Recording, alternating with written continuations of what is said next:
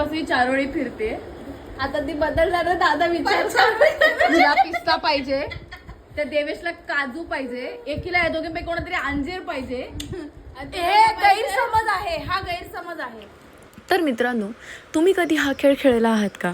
उन्हाळ्याच्या सुट्टीमध्ये बाहेर खूप ऊन असल्यामुळे आम्ही सगळे भाऊ बहीण घरामध्ये मिळून हा काजू बदाम पिस्ता खेळ खेळायचो.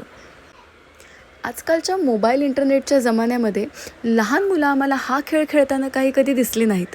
त्यामुळे विचार केला, चला आपणच खेळून पाहू. काय ओटी मारत होती का 3 वेळा वर खाली केला? अंकी घेऊन ये मला.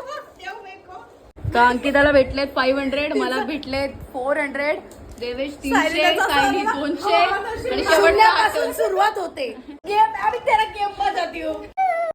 एकच चिट्टी कधीपासून फिरते. आता गेम फिरू शकते. मी नाही फिरवणार, तुम्ही थांबा.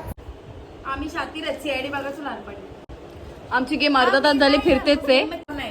अशा प्रकारे अर्धा तास चाललेल्या गेम मध्ये अंकिताने बाजी मारली आणि फिरणारा पत्ता जमा करायला घेतला. येण्याची मिळतात गाई बिलाई आणि म्हशीसने मिळतात.